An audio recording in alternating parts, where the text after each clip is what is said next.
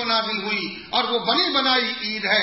عرفات کے میدان میں نازل ہوئی, وہ بنا بنایا مقدس مقام ہے. ہم کو عید بنانے کی ضرورت ہی نہیں ہے. یہ تو عید میں تو اترا ہی ہے یہ کلام. اور سنا جو اس زمانے میں بہت زیادہ یادگاروں کے بنانے کا رواج چل پڑا ہے اور وہاں یادگاروں تک ہی ہم الجھ کے رہ جاتے ہیں. فاروق اعظم ہی ہے یہی فاروق اعظم, جن کے متعلق یوں کہا ہے امام غزالی رحمۃ اللہ علیہ نے کہ اگر ایک اور دوسرا فاروق اعظم پیدا ہو جاتا تو ساری دنیا میں اسلام پھیل جاتا. اتنی بڑی قربانیاں ہوں گی اسلام کے پھیلانے میں, مگر بدعات کے, رسومات کے, ان چیزوں کے وہ سب دشمن تھے. ایک مرتبہ آپ حج کو تشریف لے جا رہے ہیں, راستے میں لوگوں کو دیکھا کچھ لوگ نماز پڑھ رہے ہیں, نماز کا وقت بھی نہیں ہے, جنگل میں درختوں کے نیچے نماز پڑھ رہے ہیں. تو فاروق اعظم نے پوچھا کہ یہ کیا ہو رہا ہے, یہ کیسی نماز پڑھی جا رہی ہے, نماز کا کوئی وقت بھی نہیں ہے, یہاں کوئی نماز کی جگہ بھی نہیں ہے. تو بتایا لوگوں نے کہ حضرت یہ وہ شجرہ بیعت رضوان کے لیے نماز پڑھ رہے ہیں جہاں نبی کریم صلی اللہ علیہ وسلم نے وہ جو بیعت فرمائی تھی بیعت رضوان جس کا تذکرہ قرآن حکیم میں ہوا ہے, وہ بیعت 1500 آدمیوں کی جو آپ نے لی تھی, اس درخت کے نیچے لوگ تبرکن نماز پڑھ رہے ہیں, نفلیں پڑھ رہے ہیں. اچھا کام کر رہے تھے, خراب کر رہے تھے, بہت اچھا کام کر رہے تھے. ہم تو وہاں مکان بنا دیتے, وہاں تو ایک بہت بڑا ہال بنا دیتے, یادگار قائم کر دیتے اور رہتی دنیا تک ایسا مکان بناتے کہ تاج محل بھی اس کے سامنے شرماتا. لیکن فاروق اعظم نے کیا کیا؟ فاروق اعظم نے کہا کہ مسلمانوں کو تبرکات سے تھوڑا سا محفوظ رکھو, کہیں تبرکات ان کے تعبدات تک نہ پہنچ جائیں. اور یوں فرمایا کہ ہم اس بیعت رضوان میں شریک تھے, ہم نے خود رسول اللہ صلی اللہ علیہ وسلم کے دستے مبارک پر بیعت کی تھی, اور آج ہم کو نہیں معلوم کہ وہ درخت کون سا تھا جس کے نیچے بیٹھ کر آپ نے بیعت کی تھی. ان کو کہاں سے معلوم ہو گیا کہ یہ فلاں درخت ہے؟ ہم تو شریک ہونے والے ہیں, ہمیں بھی معلوم نہیں ہے. آج تو یہ تبرک بنا رہے ہیں, جیسے قوم نوح نے پہلے تو حضرت بدھ کو, سوا کو, یعوق کو اور یہود کو اور نصر کو, جو اس زمانے کے صلاح کی جماعت تھی, ان کے مرنے کے بعد ان کی تصویریں شیطان نے کھنچوائی اور سامنے کہا کہ تبرک سے تم کو سکون ملے گا, ان کو تبرکن دیکھ لیا کرو. زیارت ہونے لگی, پھر تبرک سے بڑھتے بڑھتے آگے زمانہ گزرتا گیا تو تعبد شروع ہو گیا, اور پھر وہ ان کے معبود بن گئے. اور نوح علیہ السلام کی 950 برس کی محنت کے باوجود بھی وہ اس بت پرستی سے باز نہیں آ سکے. لا تذرن آلہتکم ولا تذرن ودا ولا سواعا ولا یغوث ویعوق ونسرا. اور اگر اسی وقت کلہڑا مار دیا جاتا اور برکت کے لیے بھی ان کی تصویریں بنائی جاتی تو بعد میں ان کی پوجا پاٹ تو نہیں ہو سکتی تھی. تو حضرت فاروق اعظم جانتے تھے, حکیم تھے, دانا تھے, اور امت کی خیر خواہی, دل سودی اور آخر امت تک کے لیے ان کے ذہن میں نقشے تھے. انہوں نے سوچا کہ آج تبرک, کل کو تعبد ہو جائے گا, ان درختوں کو لوگ پوجنے لگیں گے یا یادگاریں قائم ہونے لگیں گی. یہ اسلام یادگاروں کا دین بن کے رہ جائے گا. یہ یادگاروں کا دین نہیں ہے, اس کا تو یادگار سب سے بڑا ان ہذہ تذکرہ, یہ قرآن کریم سب سے بڑی یادگار ہے. جو جس کے پاس قرآن کریم کا تذکرہ موجود ہو اسے دوسری یادوں سے منانے کی ضرورت نہیں پڑتی. آپ نے تمام درختوں کو کٹوا دیا. کیوں؟ مسلمانوں کی طاقت اور توانائی دین کی اشاعت پر چلنی چاہیے, اس کو آگے بڑھانا چاہیے, اس کی کوئی حد کہیں جا کر رکنی نہیں چاہیے. جب سے مسلمانوں میں یہ کمزوریاں پیدا ہو گئی اس وقت سے مسلمانوں میں دین کی اشاعت اور دین کی بڑھوتری میں فرق پڑ گیا. آج بھی اگر ہمارے ادارے, ہماری تنظیمات, ہماری جملہ انجمنیں ایک ہی بات کی ذمہ داری لے لیں کہ ہم وہاں تک دین پہنچائیں گے جہاں اب تک پہنچا نہیں, تو انشاءاللہ تعالی یہ ساری جماعتیں, یہ سارے گلیے, یہ سارے لوگ جو پھٹکارے ہوئے لوگ ہیں, جو یہودیوں میں سے بن کر آئے ہیں, منافقین تھے, ان منافقین میں سے پھر کیا کیا بنے, مرجیہ بنے, قدریہ بنے, جبریہ بنے, معتزلہ بنے, خارجی بنے, رافضی بنے, اور اس زمانے میں بھی خدا جانے اور کیا کیا قادیانی وادیانی بنے. وہ سب ایک ہی بیج ہے. اس گندے بیج میں سے جو بھی پیدا ہوگا وہ گندا ہی پیدا ہوگا, اور اچھے بیج میں سے جو بنے گا اچھا بنے گا. تو نبی کریم کا خاندان پاکیزہ خاندان, حضرات صحابہ پاکیزہ خاندانوں سے آئے, اور جہاں بھی اس زمانے میں خیر کسی انسان میں موجود تھی اللہ نے اپنی قدرت سے ان خیر والوں کو مدینے میں لا کے جمع کر دیا. سلمان کو فارس کے 14 آقاؤں کے ہاتھ میں 10 بدس غلام بنتے ہوئے مدینے میں لا کے بھیج دیا. خیر میں ایمان تھا. حضرت صہیب کو روم سے لے کے آئے, بلال کو حبش سے لے کے آئے, اور سلمان کو فارس سے لے کے آئے, اور ساری دنیا کے اچھے لوگوں کو جوڑ دیا مدینہ طیبہ میں, جس پر اللہ نے فرمایا کہ وَاذْكُرُوا إِذْ أَنْتُمْ قَلِيلٌ وَاذْكُرُوا جب تم دشمن تھے دنیا میں فَأَلَّفَ بَيْنَ قُلُوبِكُمْ فَأَصْبَحْتُمْ بِنِعْمَتِهِ إِخْوَانًا, ساری دنیا کو ایک پلیٹ فارم پہ کھڑا کر دیا, اور جو نہ تھے خود راہ پر اوروں کے ہادی بن گئے. اللہ اللہ کیا نظر تھی, مردوں کو مسیحا کر دیا اور ایک ہی سب میں کھڑے ہو گئے, سب محمود و ایاز, نہ کوئی بندہ رہا نہ کوئی بندہ نواز. جن حضرات کو رسول اللہ کی 23 سالہ تربیت حاصل ہوئی, 23 سالہ تربیت والا ابوبکر کے سوا کون ہے؟ جس دن آپ پر اقرا نازل ہوا اسی دن آپ ایمان لائے, اور جس دن تک آپ کی وفات ہوئی اس وقت تک آپ کے برابر سفر حضر میں ساتھ رہے, غار ثور میں ساتھ رہے, ہر مشکل میں ساتھ رہے. تو بتائیے وہی اگر بگڑ جائے گا تو پھر اس کے معنی ہے کہ دنیا میں کوئی سمجھ ہی نہیں سکتا ہے. ایک ایک نظر سے اولیاء اللہ کے لوگ کامیاب ہو جاتے ہیں. احمد کبیر رفاعی کا تذکرہ آیا تھا, ایک شخص شیخ عبد القادر جیلانی رحمۃ اللہ علیہ کی خدمت میں حاضر ہوا, اور حضرت نے اس کو سر سے پاؤں تک دیکھ کے پھرا سکتے. علم غیب نہیں, علم غیب تو اللہ کے سوا کسی کو بھی نہیں ہے. اللہ صرف عالم الغیب والشہادہ ہے. ہر ذرے کا, ہر جزی کا, ہر کلی کا, ہر سرا کا, سریا کا, سماؤ آسمانوں کا, زمینوں کا, اور ہر چیز کا اللہ کو علم اپنی ذات میں ہے. کہیں سے حاصل نہیں کیا اس نے, کہیں سے پڑھ کے نہیں علم لائے ہیں, وہ اس کا ذاتی علم ہے, اس کی ذات میں موجود ہے.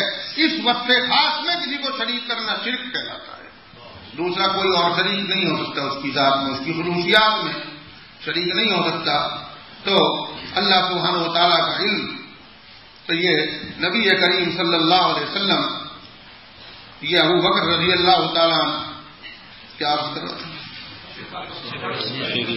شیخ رفاعی کی خدمت, شیخ عبد القادر کی جیلانی کی خدمت میں حاضر ہوا اور اس نے بیعت کی درخواست کی.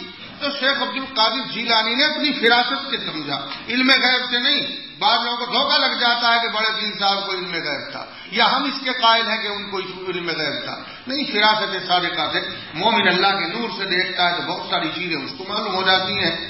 تو فرمایا رے بھائی تم تو شقی ابدی معلوم ہوتے ہو, شقی ازلی معلوم ہوتے ہو, تم کو ہم سے کوئی فائدہ نہیں ہوگا. بیعت سے حضور فرما دیا, اور وہ بیچارہ سچا ارادہ لے کے آیا تھا. اسی زمانے میں شیخ احمد کبیر رفاعی رحمۃ اللہ علیہ کی بھی خانقاہ چلتی تھی, مگر شہرت یافتہ خانقاہ جو تھی شیخ عبد القادر بڑے پیر صاحب کی. یہ بیچارہ سوچا کہ میں بھی چھوٹا تھا اور وہ خانقاہ بھی چھوٹی سی ہے, چلو خوب گزرے گی, جو مل بیٹھیں گے ٹھیوانے دو.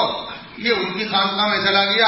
احمد کبیر رفاعی رحمۃ اللہ نے دیکھ کے فرمایا کہ آ جاؤ میاں, تم بھی شقی ہو اور ہم بھی شقی ہیں, بس چلو خوب دونوں کی گزر ہو جائے گی. اور اس کے بعد کچھ اللہ اللہ بتایا, کچھ ریاضت کرائی, کچھ مجاہدے کرائے, کچھ ہمت سے کام لیا, کچھ اللہ سے دعائیں مانگی, کچھ توجہات سے کام لیا, اور آخر کو ایک چلے سے بھی کم میں وہ کامیاب ہو گئے. اور اللہ نے ان کی شقاوت کو سعادت سے تبدیل فرما دیا, اور پھر خلافت و اجازت کی پگڑی دے کر فرما جاؤ بھائی صاحب سے مل کے جانا, شیخ عبد القادر جیلانی اسلام کر کے جانا.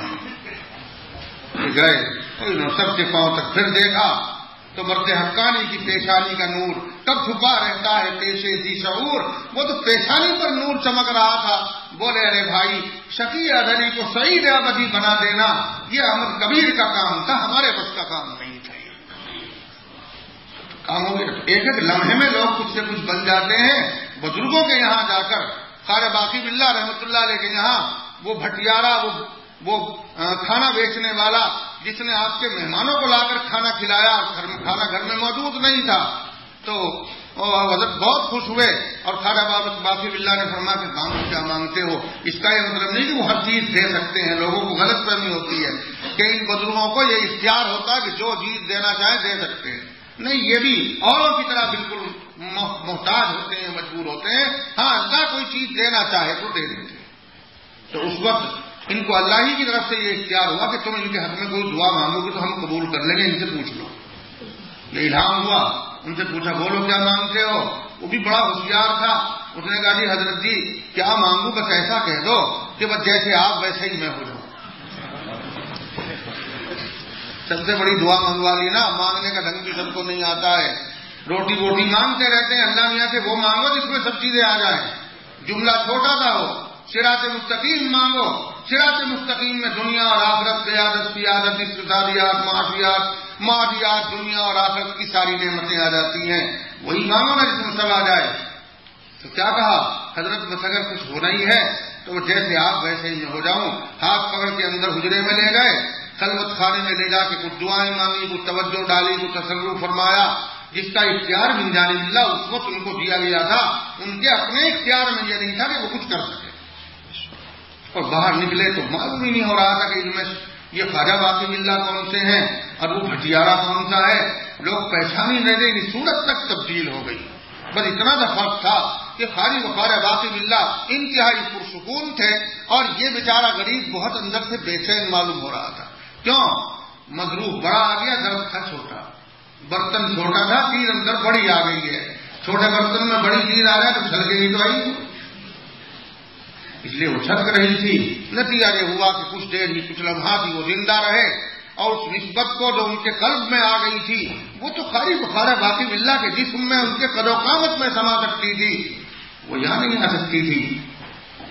हजरत हाजी साहब रहमतुल्लाह ने फरमाया है कि मंसूर बच्चा था, एक ही कतरे से जोश में आ गया और यहां तो दरिया के दरिया पी गए और डकार तक भी नहीं ली।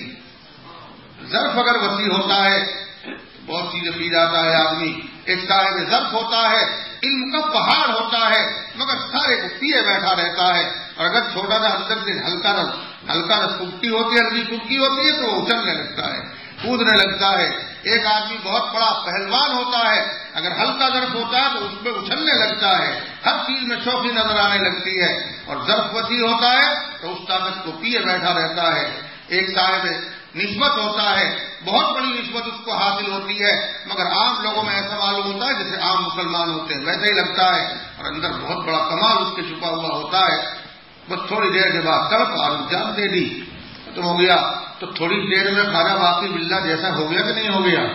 तो इन बुजुर्गों को तो अल्लाह ने इतनी करामत दे दी कि थोड़ी थोड़ी देर में इन जैसे बुजुर्ग तैयार हो जाए और आका इनामदार मोहम्मद रसूलुल्लाह सल्लल्लाहु अलैहि वसल्लम जिसके घर से सबको नबूवतें तकसीम हुई, रिसालतें बटी, इल्म तकसीम हुआ और सारी दुनिया को कमालात मिले।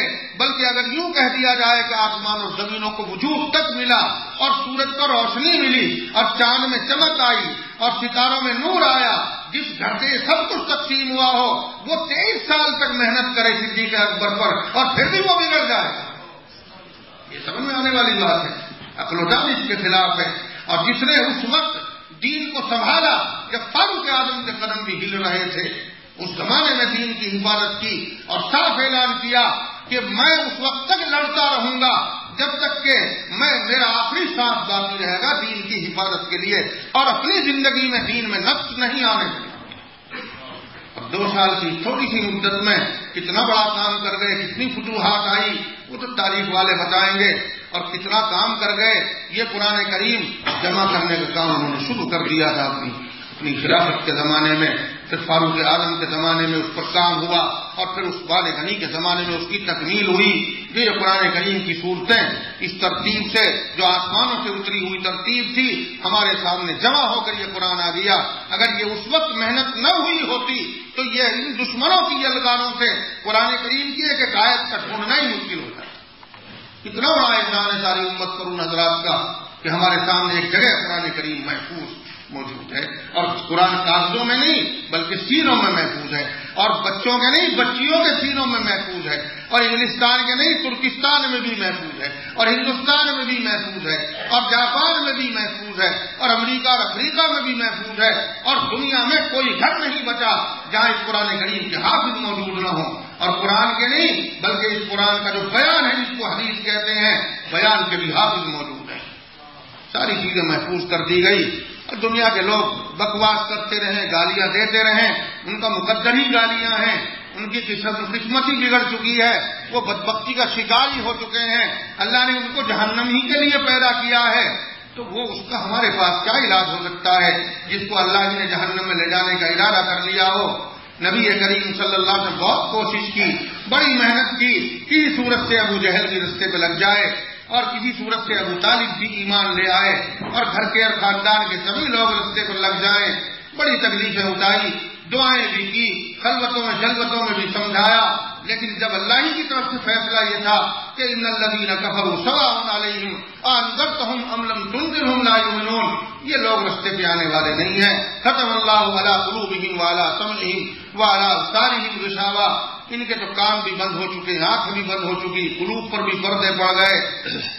تو کام کر، لیکن بہرحال یہ رستے پر نہیں آئے. تو آج کے اس دور میں حاجی صاحب رحمۃ اللہ علیہ کی ایک بات یاد آ رہی ہے. حاجی صاحب رحمۃ اللہ نے فرمایا کہ ہر غلطی معاف ہو سکتی ہے، اللہ ہدایت دے سکتا ہے، قاتلوں کو ہدایت دے سکتا ہے، اور شرابیوں کو ہدایت دے سکتا ہے، جواریوں سے جوا چھڑوا سکتا ہے، اور دشمنوں کو ایک پلیٹ فارم پر اکٹھا کر سکتا ہے. اس کی حکمت آ جائے تو ہو جاتا ہے ایسا. لیکن اللہ ایک طبقے کو کبھی ہدایت دینے والا نہیں ہے، اور وہ ہے گستاخوں اور بے ادبوں کا طبقہ. گستاخی کرنے والے کو، بے ادبی کرنے والے کو کبھی استاد سے فیض نہیں ہو سکتا. اگر کوئی شاگرد اپنے استاد کی شان میں گستاخی کرتا ہے، چاہے اس کے پیچھے ہی کرتا ہو، اللہ اس کو استاد کے علم سے محروم کر دے گا. اور اگر کوئی بزرگوں کی شان میں گستاخی کرتا ہے تو بزرگوں کے فیوز سے محروم ہو جائے گا. اور اگر ماں باپ کی شان میں گستاخی کرتا ہے تو ماں باپ سے جو برکتیں ملتی ہیں عمروں میں، ان برکتوں سے محروم ہو جائے گا. اور جو نبیوں کی شان میں گستاخی کرے گا تو علوم نبوت سے محروم ہو جائے گا، اور حضرات صحابہ کی شان میں گستاخی کرے گا تو وہ اسلام سے ہی محروم ہو جائے گا. تو یہ ساری دنیا جتنی قومیں ہیں یہ سب بے ادب اور گستاخ ہیں، اور یہودیوں کی نسلیں اور اولادیں ہیں جو رسول اللہ صلی اللہ علیہ وسلم کے زمانے میں منافق بن گئے تھے.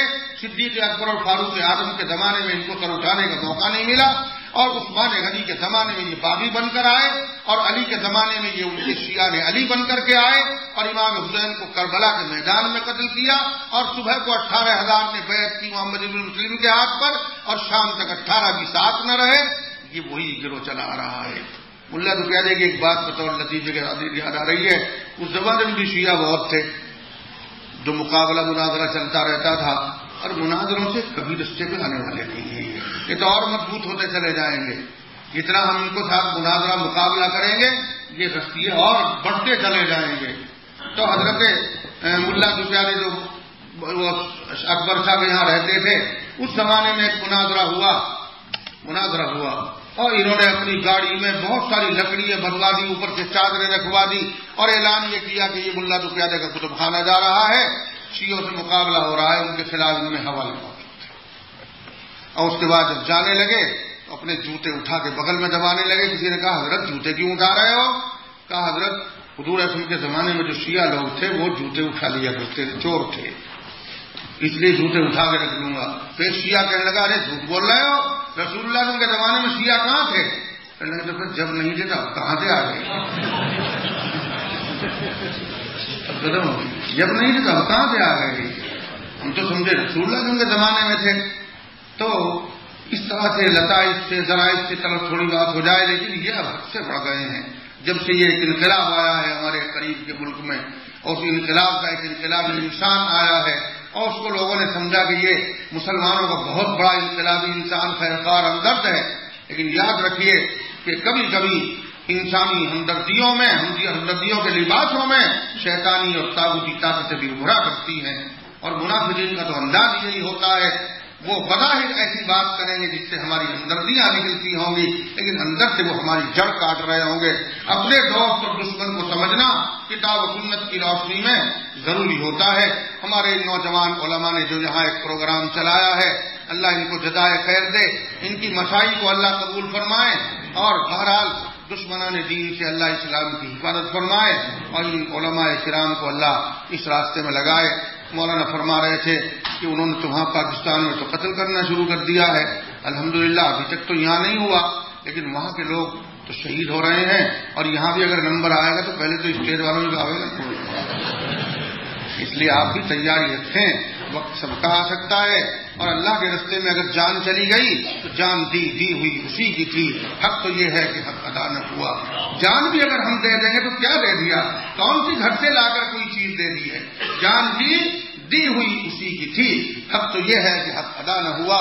ہماری جانیں بھی اگر اللہ کے رستے میں چلی جائیں تو ٹھیک ہے، مگر لتکون کلمۃ اللہ ہی العلیٰ، نہ نفسانیت ہو، نہ خود غرضی ہو، اخلاص کے خلاف کوئی چیز نہ ہو، رضائے حق پیش نظر ہو، اپنی جلالت اپنی قوت بگھارنا ہمارے سامنے نہ ہو، بالکل ایسا اخلاص ہو جیسا حضرت علی رضی اللہ عنہ کا اخلاص تھا کہ ایک موقع پر ان کو ایک یہودی کو پچھاڑ دیا، حضرت علی نے پچھاڑ دیا، سینے میں چڑھ بیٹھے، تلوار ہاتھ میں تھی، چاہتے تو گردن قلم کر دیتے، لیکن چاہتے تھے کہ گردن کو قلم کریں مگر تھوڑا سا توقع، مطلب یہ تھا کہ تھوڑی سی مہلت ملنی چاہیے، توبہ کرنا چاہیں تو کر سکے۔ اور اس کے بعد اس یہودی نے کیا کیا، چہرے مبارک پر تھوک دیا، بڑی گستاخی کی نا، اگر ہمارے سامنے کوئی تھوک دیتا تو ہم تو جان کو آ جاتے، مرتے یا مارتے، لیکن وہاں کیا ہوا، یعنی ان سے ان کا اسوا، ان کا کردار تو دیکھیے، اس بشرین اور منتخب قوم کا کردار دیکھیے جن سے اللہ راضی اور اس کا رسول راضی، جن کی شان میں رضی اللہ تعالیٰ رضو عنہ ورضی اللہ عنہ، جن سے اللہ بھی راضی ہو گیا وہ اللہ سے راضی ہو گئے، یعنی مرضی بھی ہے اور راضی بھی ہے، ایسی قوم، اس قوم کا کردار یہ ہے کہ یہودی منہ پہ تھوکتا ہے، کتنی بڑی گستاخی ہے، مگر سینہ چھوڑ کے کھڑے ہو جاتے ہیں، تلوار کو نیام میں داخل کر لیتے ہیں، اس کو کچھ نہیں کہتے۔ اس یہودی نے کھڑے ہو کے کہا کہ حضرت میں نے تو یہ مرتا کیا نہیں کرتا کے اصول پہ عمل کیا تھا، میں نے تو آپ کے چہرے پر تھوک دیا تھا، اس سے زیادہ میں کچھ کر بھی نہیں سکتا تھا، منہ میرا کھلا ہوا تھا، لیکن آپ نے تو مجھے چھوڑ دیا، مجھے تو فوراً قتل کر دینا چاہیے تھا۔ تو فرمایا حضرت علی رضی اللہ تعالیٰ کہ ہمارا کوئی کام اپنے نفس کی خاطر نہیں ہوتا، ہمارا ہر قدم اللہ کے لیے اٹھتا ہے، ہم کسی کو قتل کرتے ہیں تو نفسانی خواہش کے تحت نہیں کرتے، ہم کسی کو چھوڑ دیتے ہیں تو اپنی خواہش کے تحت نہیں چھوڑتے، قتل کرتے ہیں تو اللہ کے لیے، دیتے ہیں تو اللہ کے لیے، نہیں دیتے تو اللہ کے لیے، محبت کرتے ہیں تو اللہ کے لیے، اور اس لیے دشمنی رکھتے ہیں تو اللہ کے لیے۔ من آتا للہ و منع للہ و احب للہ و ابغض للہ فقد استکمل الایمان، یہ شان مومن کی ہوتی ہے۔ جب میں تمہارے سینے پہ چڑھا بیٹھا تھا تو تمہیں خدا کا دشمن سمجھ کے قتل کرنا چاہتا تھا، اور جب تم نے میرے منہ پر تھوک دیا تو نفس کے اندر سے انتقام کا جذبہ اٹھا، تو میں اگر تم کو قتل کرتا تو آدھے سے کم تو میں اللہ کے لیے قتل کرتا، اور آدھے سے زیادہ میں اپنی نفسانی اشتعال کی وجہ سے قتل کرتا، تو یہ قتل کرنا میرا اللہ کے لیے نہ ہوتا، اس پر مجھے کوئی اجر و ثواب نہیں ملتا۔ اس لیے کہ اللہ شرک کو تو گوارا نہیں کرتے ہیں۔ اگر ہمارے 1 لاکھ روپیوں میں 1 پیسہ بھی اگر مشرکانہ آ جائے گا تو اللہ اس 1 لاکھ کو بھی قبول نہیں کرتے ہیں۔ ایک صاحبہ 1 رائی کے کروڑویں حصے کے برابر بھی اللہ کی ذات و صفات و خصوصیات میں اگر کسی کو شریک کیا جائے گا تو ہماری ساری زندگی بھر کی عبادتیں بھی منہ پہ مار دی جائیں گی کہ شرک کے ہوتے ہوئے اللہ کے یہاں کوئی چیز قبول نہیں ہے۔ اس لیے توحید خالص پر نہیں رہا تھا میں، یعنی جذبہ انتقامی آ گیا تھا، اس لیے میں نے تجھے چھوڑ دیا۔ یہ تھا کردار حضرات صحابہ کا، یہ تھا ان کا اخلاق، اور یہ تھی ان کی بلند ہمتی، اور یہ تھا ان کا حوصلہ۔ اس کو ہمیں اسوہ بنا کر اپنی زندگی کو سدھارنا چاہیے، اور نبی کریم صلی اللہ علیہ وسلم کے خاندان کو اور آپ کے صحابہ کو ہمیں مقدس ترین انسان سمجھنا چاہیے، عقیدہ رکھنا چاہیے، اور دنیا کے لوگ کیا ان کو کہہ رہے ہیں اگر ہم کچھ جواب دے سکیں تو جواب دینا چاہیے، اور جواب نہ دے سکے تو اللہ سے دعا کرنی چاہیے کہ اللہ یا تو ان کو ہدایت دے دے اور یا پھر اس دنیا سے ہٹا دے، ان کو 2 باتوں میں سے ایک کر دے۔ ہدایت بھی دینا چاہے تو وہ دے سکتا ہے۔ آخر نبی کریم صلی اللہ علیہ وسلم ابو طالب کی ہدایت کے واسطے تا زمین آخر کوشاں رہے، اور جب ان کی نزا کا وقت آیا تب بھی ان کے پاس جا کر یہ عرض کی، یہ فرمایا کہ کل کلمہ یا امی کل کلمۃ وحاج جو عند ربک کا، چچا جان یہ کلمہ پڑھ لو، اللہ کے یہاں تمہارے ایمان کی دلیل اور حجت میں پیش کر دوں گا اس کو۔ مگر ان کی مقدر میں نہیں تھا، وہ اللہ ملت عبد المطلب کہہ کر کے دنیا سے رخصت ہو گئے اور آخر ایمان نہیں لائے۔ لیکن آخر تک آپ کو اس کا خیال تھوڑا کہ ایمان لانا چاہیے۔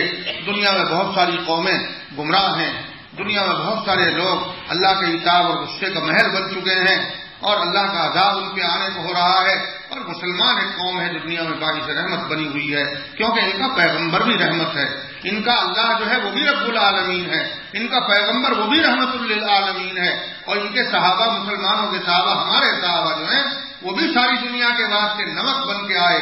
رسول اللہ صلی اللہ علیہ وسلم نے ارشاد فرمایا کہ میرے صحابہ دنیا میں امت کے لیے نمک ہیں، اگر نمک کھانے میں ہو تو کھانے کا ذائقہ ختم ہو جاتا ہے، اور نمک ہوتا ہے تو کھانے میں ذائقہ رہتا ہے۔ اگر صحابہ نہ رہے یعنی ان کی سیرت نہ رہے، ان کی زندگیاں نہ رہیں، دنیا میں کوئی بھی مزہ باقی نہیں رہے گا۔ اس لیے صحابہ کرام کو ہم یہ سمجھتے ہیں کہ وہ مقدس ترین جماعت ہے، اس امت کا سب سے بہترین طبقہ ہے۔ کنتم خیر امت اخرجت للناس کا سب سے بڑا مصداق ہے، اور ازواج مطہرات ساری دنیا کی عورتوں سے بڑھ کر ہیں، اور ازواج مطہرات میں حضرت خدیجہ کا مقام بہت اونچا ہے، مگر عائشہ رضی اللہ تعالیٰ عنہ علمی دنیا میں تمام ازواج مطہرات سے بڑھ کر ہیں، اور علمی دنیا میں ازواج مطہرات سے نہیں بلکہ ساری دنیا کی عورتوں سے بڑھ کر اللہ نے ان کو اتنا علمی مقام دیا ہے، اور ان کی عصمت اور ان کی عزت اور ان کی عظمت کا یہ عالم ہے کہ آسمانوں سے اترا ہے پارا، آسمانوں سے اتری ہے سورہ نور، آسمانوں سے اتری ہے ان کی برات، اور وہ آج ہمارے سامنے ہمارے بچے بھی پڑھتے ہیں۔ تو بتاؤ دنیا میں اس روئے زمین پر جب سے دنیا قائم ہوئی ہے کوئی ایسی عورت یا کوئی ایسا مرد ہے کہ اس کی عصمت کو، اس کی برات کو اللہ نے آسمانوں سے اپنی جیتی جاگتی کتاب میں، جاویدانی کتاب میں، کلام قدیم میں اتارا ہو؟ ایسی دنیا میں عائشہ کے سوا کوئی دوسری خاتون نہیں ہے۔ تو عائشہ رضی اللہ تعالیٰ کی شان میں اگر کوئی گستاخی کرے تو اس سے بڑھ کر بدبخت اور کون ہوگا؟ یہ معصوم ترین حضرات ہیں، یہ خانوادہ سب سے زیادہ پاک باز خاندان ہے، یہ حضرات صحابہ سب سے زیادہ محفوظ اور سب سے زیادہ مقدس حضرات ہیں۔ اور ایک بات تھوڑی سی اور کہتا چلوں، وہ جو حضرت علی کے بارے میں ہم کو اختلاف نہیں، حضرت علی کے بارے میں بھی تھوڑا سا بتلا دوں میں۔ حضرت علی صحابی ہیں اور چوتھے خلیفہ ہیں اور بالکل برحق ہیں، اور جنگ جتنی لڑی ان میں وہ حق پر تھے، یہ بھی ہم مانتے ہیں، لیکن ایک عقیدہ جو اس گروہ خاص کا ہے جس کی یہاں لڑائی چل رہی ہے، اس گروہ خاص میں وہ معصوم ہیں اور نبی سے بھی بڑھ کر ان کی معصومیت کے قائل ہیں، اس میں ہم ان کے ساتھ اختلاف کرتے ہیں۔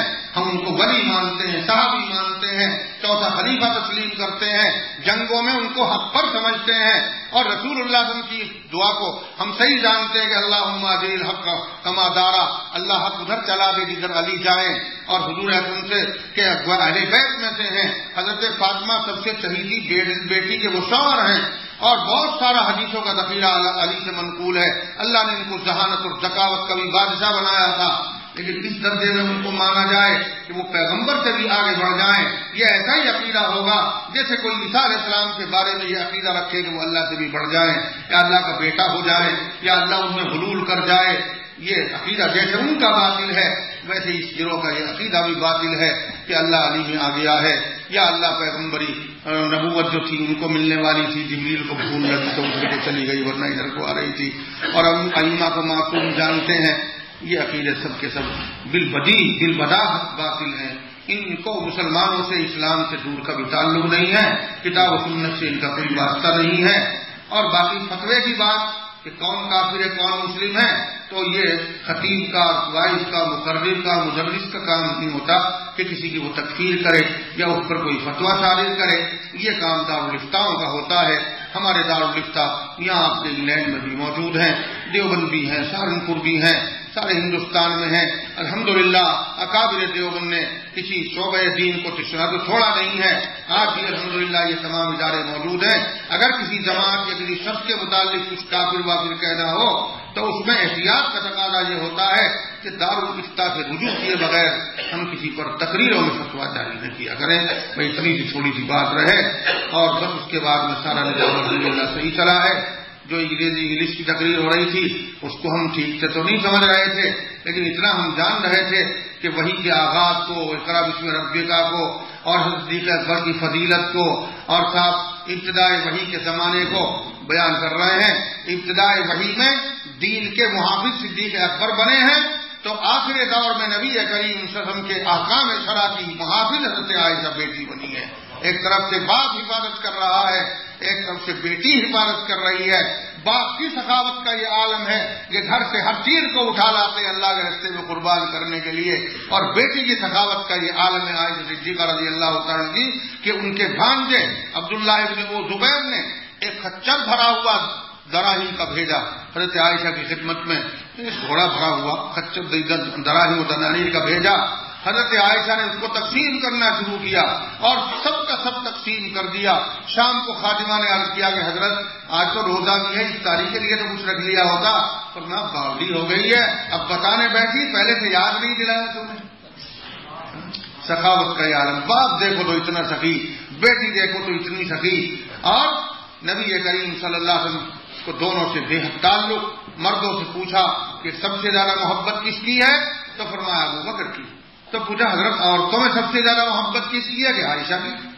تو مردوں میں سب سے زیادہ محبوب ابو بکر ہیں، عورتوں میں سب سے زیادہ محبوب حضرت عائشہ صدیقہ رضی اللہ تعالیٰ عنہ ہیں. اور ہر ایک کے لیے آپ نے ایسی ایسی باتیں بیان فرمائی کہ کسی کو کسی پر کوئی غبطہ اور رشک بھی نہ ہونے پائے. حضرت فاطمہ کو بڑھاتے ہوئے آپ نے فرمایا سیدۃ نساء اہل الجنت فاطمہ، اور فرمایا کہ فاطمہ بدعتم من جسدی بدعتم منی من آذاها فقد آذانی. فاطمہ میرے جسم کا ٹکڑا ہے، جو اس کو تکلیف دے گا وہ مجھے تکلیف دے گا. ان کو الگ. ایک مرتبہ ایک قصے میں یعنی آپ کے فیصلوں کی عجیب بات ہوتی تھی. ایک حضرت حمزہ کی بیٹی کو اٹھا لائے، حضرت زید بن حارثہ، حضرت علی لے آئے، حضرت جعفر لے آئے. تینوں کا جھگڑا چلا.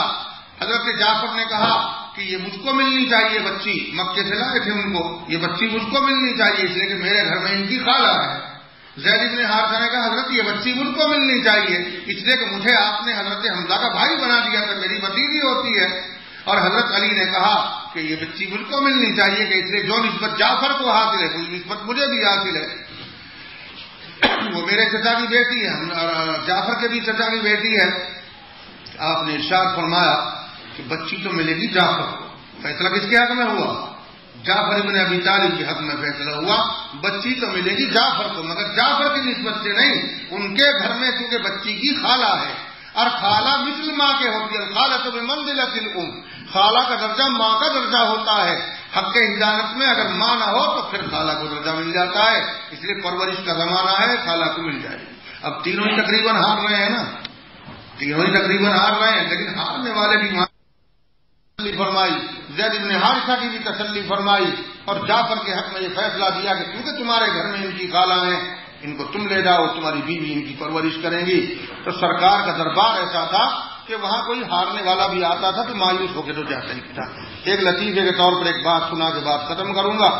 ایک مرتبہ ایک صحابی آپ کی خدمت میں حاضر ہوا. رمضان شریف کا مہینہ ہے، جیسے ہمارا یہ رمضان چل رہا ہے.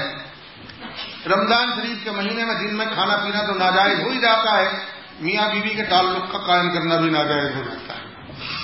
ایک صحابی آپ کی خدمت میں حاضر ہوئے اور حضرت سے عرض کیا کہ حضرت جی میں تو مارا گیا، مجھ سے تو دن میں یہ غلطی ہو گئی ہے، کیا کروں؟ فرمایا آپ نے 60 روزے رکھنے پڑیں گے، کفارے کے 60 روزے ہیں. تو عرض کیا کہ حضرت 60 کیسے رکھوں گا، یہ چیز تو رکھی ہی نہیں گئی، علمی گڑبڑ ہو گئی ہے. فرمایا کہ 60 مسکینوں کو کھانا کھلانا پڑے گا، غلام آزاد کرنا پڑے گا. فرمایا حضرت غلام تو میری گردن کے سوا میرے پاس دوسری گردن ہی نہیں ہے. فرمایا سکتی وہ تم کو 60 مسکینوں کو کھانا کھلانا پڑے گا. عرض کیا کہ حضرت اس مدینے میں مجھ سے زیادہ کوئی مسکین ہی نہیں ہے، میں کہاں سے کھلاؤں گا؟ تو اور کسی مفتی کے یہاں ہوتا تو پھر چل گیا، کوئی مسئلہ ہی نہیں طے ہوتا.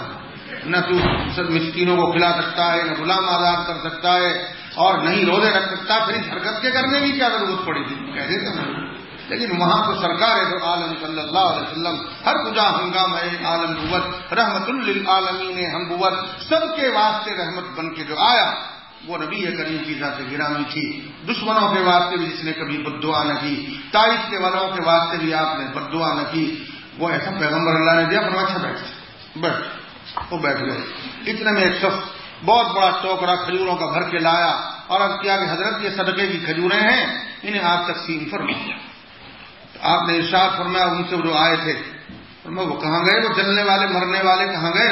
وہ حضرت بچے بیٹھا ہوا ہوں کہ لو یہ کھجوریں لے جاؤ اور مدینے کے غریبوں اور مسکینوں کو تقسیم کر دو. انہوں نے کہا جی حضرت ماں بین اللہ بتایا اس مدینے کے دونوں کونوں میں دونوں اس کی حدوں میں مجھ سے زیادہ مسکین اس مدینے میں کوئی دوسرا نہیں ہے. فرمایا چل تو ہی کھا اپنے بچوں کو. کون دینے گئے فتوا؟ اب فتوا تو دینے والے بتائیں گے اس میں کیا مسئلہ ہے، پھر کیا ہونا چاہیے اور کفارہ کیسے ادا ہوگا. وہاں میں نہیں جا رہا ہوں، بحیثیت مفتی کا نہیں بول رہا ہوں.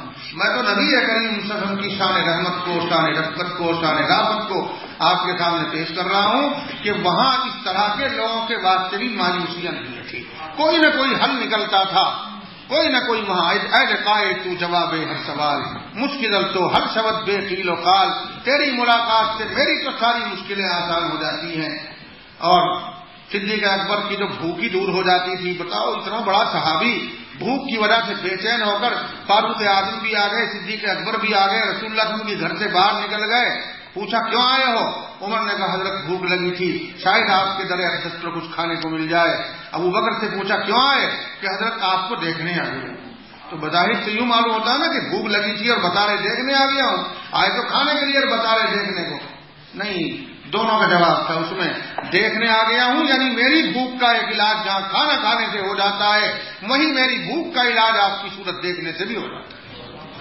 بتائیے یہ ایمان, یہ محبت کون لائے گا, کہاں سے لائے گا, کس طرح سے؟ اب اتنا بڑا صاحب کمال ہو, اس کے کمال پہ حسد تو ضرور ہوگا.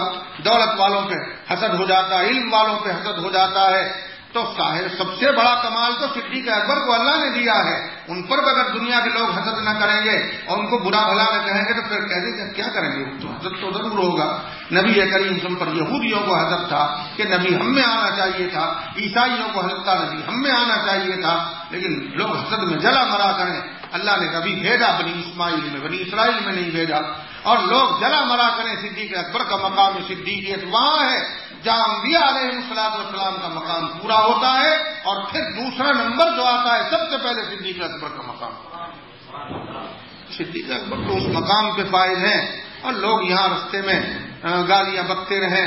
یوں تو اللہ کو بھی گالیوں سے لوگوں نے نہیں چھوڑا ہے. اللہ کی شان میں گستاخی کرتے ہی نہیں کرتے ہیں, گالی دیتے ہیں اللہ کو, اور ایسی سب گالیاں دیتے ہیں کہ اللہ کی طرف بیٹوں کی بیویوں کی نسبت کرتے ہیں. بڑا اللہ کہاں اور بیٹی اور بیوی ہے کہاں, اور پھر اللہ کی طرف اس کی نسبت کریں. اس سے بڑھ کر تو دنیا میں کوئی گالی نہیں ہو سکتی. تو اس پر بھی اللہ کو غصہ تو آتا ہے, مگر تحمل سے حلم سے بیٹھے ہوئے اللہ نے. کوئی کسی کو سزا تو نہیں دے رہے.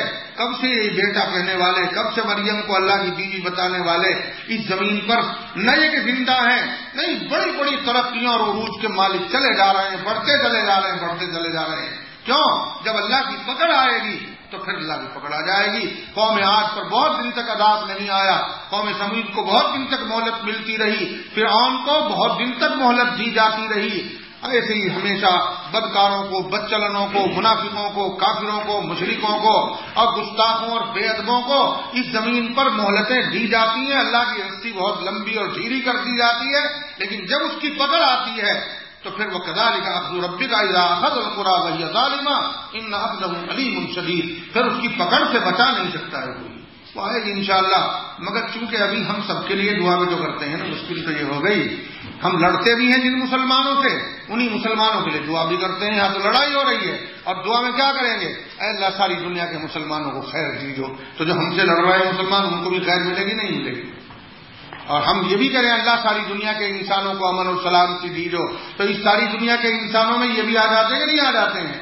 تو لڑائی بھی ہماری ان سے چل رہی ہے, اور دعائیں بھی ان کے لیے چل رہی ہیں. اس لیے اللہ کا عذاب رکا ہوا ہے. جس دن اس زمین پر ان کے لیے دعائیں ہونا بند ہو جائیں گی, عمومی دعاؤں ان سے بھی نکل جائیں گے, اور روئے زمین پر استغفار کرنے والا کوئی نہ رہے گا, تو پھر اللہ ان کو عذاب دینے کے لیے اپنے عذاب بھیجے گا.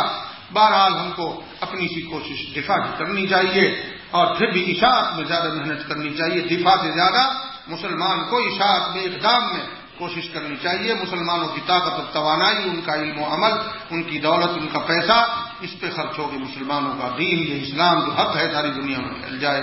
وآخر دعوانا الحمدللہ رب العالمین. دعا کریں کیا ہو؟ الحمدللہ الذی ہدانا لہذا وما كنا لنهتدي لولا ان هدانا الله. اللهم صل على سيدنا ومولانا محمد وعلى ال سيدنا ومولانا محمد وبارك وسلم. اللهم ربنا ظلمنا انفسنا وان لم تغفر لنا وترحمنا لنكونن من الخاسرين. اللهم كل خير لكل مسلم ومسلمه. اللهم اغفر لامه محمد صلى الله عليه وسلم مغفرة واسعة. اللهم ارحم امه محمد صلى الله عليه وسلم رحمة تامة. اللهم قنا عذابك يوم تبعث عبادك. اللهم انا نعوذ بك من خزي الدنيا وعذاب الاخره. اللهم ربنا لا تجعلنا فتنة للقوم الظالمين ونجنا برحمتك من القوم الكافرين. اللهم ربنا هب لنا من ازواجنا وذرياتنا قرة اعين واجعلنا للمتقين اماما. اللهم انا نسألك رزقا واسعا وعلما نافعا ورزقا واسعا وعملا صالحا اے اللہ ہمارے گناہوں کو معاف فرما، ہماری خطاؤں کو درگزر فرما۔ اے اللہ اس جلسے کو تو نے کامیاب فرمایا ہے، اس کے اندر کوشش کرنے والے اور محنت کرنے والوں کو سب کو دنیا اور آخرت کے ثمرات عاجلہ اور عاجلہ سے مالا مال فرما، اور اس طرح کی تقریبات کو اے اللہ ہماری کامیاب فرما، اور اس کا فیض، اس کی برکتیں سارے مسلمانوں کو حاصل ہوں۔ اے اللہ ساری دنیا کے مسلمانوں کی حفاظت فرما، ہمارے مدارس کی، مکاتب کی، مساجد کی حفاظت فرما۔ اے اللہ جو حضرات صحابہ کی شان میں گستاخیاں کرتے ہیں، اے اللہ ان کو کیفر کردار تک پہنچا۔ اے اللہ ان کو اس کی سزا دے، اے اللہ ان کو عبرتناک سزائیں دے۔ اے اللہ ہماری دعاؤں کو قبول فرما، مسلمانوں کو، علماء کو، اہل علم کو ان کی شرور و فتن سے محفوظ فرما، اور جو لوگ ان کا شکار ہوئے ہیں اور ان کے ہاتھوں شہید ہوئے ہیں، اللہ ان کو درجات عالیہ اور بلند مقام عطا فرما۔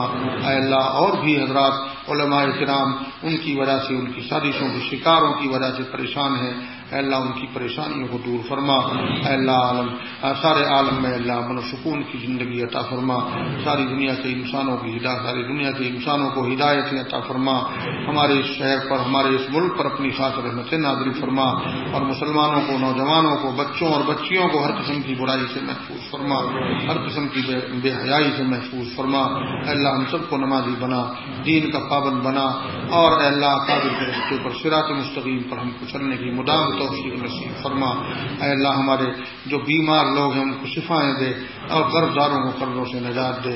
اے اللہ اس جلسے کی برکتوں سے، اے اللہ اس رمضان کی برکتوں سے ہم کو مالا مال فرما، اور اس کی برکتوں سے اے اللہ ہمارے مر جانے والے ساتھیوں کی مغفرت فرما، ہمارے آباء و اجداد کی مغفرت فرما، ہمارے اساتذہ اور مشائخ جو دنیا سے رخصت ہو چکے ہیں، اللہ ان کی قبروں کو انوار سے بھر دے، ان کے نقش قدم پر چلنے کی ہمیں توفیق نصیب فرما، ہم میں اتحاد و اتفاق عطا فرما۔ اے اللہ ہم میں ایک دوسرے کا اکرام اور احترام عطا فرما۔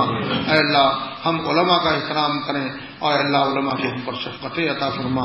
اے اللہ تمام دنیا کے عام مسلمانوں کو توفیق دے کہ وہ اہل علم کا احترام اکرام کریں، اور ساری دنیا کے علماء کو اے اللہ ان عوام کے حق میں شفیق و مہربان بنا دے۔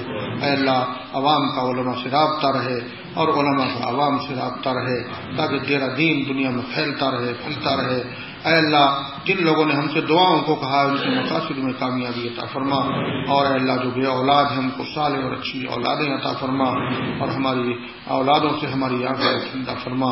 اے اللہ جہاں جہاں بھی پریشانیاں اور فتنے کھڑے ہو گئے ہیں اور جھگڑے ہو رہے ہیں اور مسلمانوں کے نقصانات ہو رہے ہیں، اے اللہ وہاں مسلمانوں کی جان کی، مال کی، رتابوں کی حفاظت فرما، وہ کامیابیاں عطا فرما۔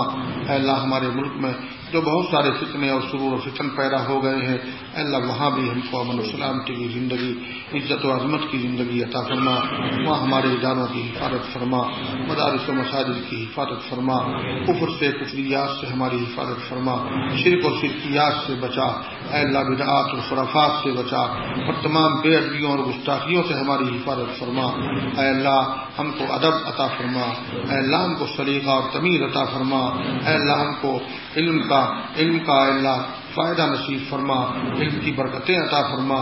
اے اللہ ہم کو عمل صالح کی توفیق عطا فرما، اس میں اخلاص عطا فرما، اخلاص پر استقامت عطا فرما۔ اے اللہ تو نے اس جلسے کو کامیاب فرمایا، اے اللہ اس کامیابی کے جو ثمرات اور اس کے دنیاوی و اخروی پھل ہیں، اے اللہ اس کے منتظمین کو اور اس کے مسائل میں کوشش کرنے والوں کو اے اللہ دونوں جہان میں عطا فرما، اور اے اللہ ہمارے جوانوں کو، نوجوانوں کو دین کی حفاظت کے لیے اور دین کے اوپر سے دفاع کے لیے اور دین کے اقدام کے لیے توفیقات زیادہ سے زیادہ عطا فرما۔ اے اللہ ہم کو دنیا دے، دنیا کی نعمتیں دے، اور دنیا کی ساری خوبیاں اور بھلائیاں اور سہولتیں عطا فرما، مگر اس دنیا کو دین بنانے کے واسطے اللہ ہم کو توفیق عطا فرما۔ اے اللہ ہمارے فکروں کو صحیح فرما، اے اللہ ہماری آنکھوں کو درست فرما، ہمارے کانوں کو اللہ پاکیزہ سماعتیں عطا فرما، ہم کو حلال روزیاں دے، اس میں برکتیں اور سہولتیں عطا فرما، اور اے اللہ جو کچھ ہم نے مانگا وہ بھی ہم کو عطا فرما، جو تیرے نبی نے ہمارے واسطے مانگا ہے وہ بھی ہم کو عطا فرما، اور جن چیزوں سے نبی کریم اس نے پناہ مانگی ہے ان سب چیزوں سے ہم کو پناہ نصیب فرما، اور جب تک ہم زندہ رہیں تو اللہ ہم کو اتباع سنت کے ساتھ اسلامی زندگی دی دو، اور جب ہمارا وقت آخر ہو تو اللہ ہم کو کلمے کے ساتھ ہماری موت دی دو۔